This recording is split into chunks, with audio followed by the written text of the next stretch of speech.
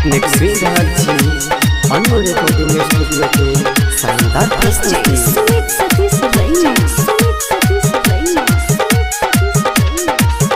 कलहे तो जे तोहर विदाई हम सही नहीं पे जुदाई, कलहे तो जे तोहर विदाई हम सही नहीं पे जुदाई। प्यारा में फंसा क पागल बना क कोना कजे में ससुरबा। हमको कुछ बोले क्या? मिलैला बिहा हमरा से नहीं हराबा, नहीं तो हम आबा जेबो ससुरा। मिलैला बिहा हमरा से नहीं हराबा।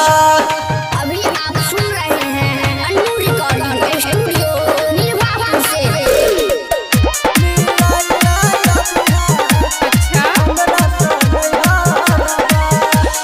जरा महीना में चल जे मैं ससुर भागे, कोना ठंडी महीना में चल जे मैं ससुर भागे।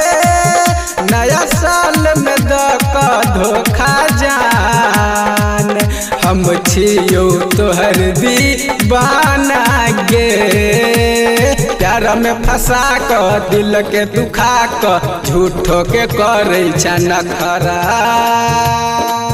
अच्छा मिलैला बिहा हमरा से नहीं हराबा, नहीं तो हम आबा जेबो ससुरा। मिलैला बिहा हमरा से नहीं हराबा।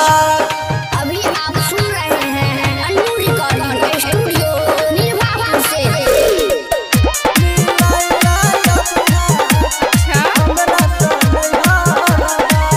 कहब राइटर अर्जुन के समझाबै ला तोरा के, कहब मिथिलेश कर के समझाबै ला तोरा के।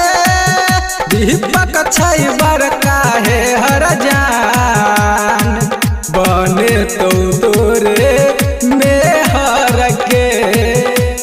दीपक दीवाना के कर में जमाना शादी में कर तो लफड़ा। कुछ भी बोलते हो है ना। मिलैला बिहा हमरा से नहीं हराबा, नहीं तो हम आबा जेबो ससुरा। मिलैला बिहा हमरा से नहीं हराबा। हमको कुछ बोले क्या? कलहे तो जे तोहर विदाई हम सही नहीं पे जुदाई। प्यारा में फंसा क पागल बना क कोना कजे में ससुरबा।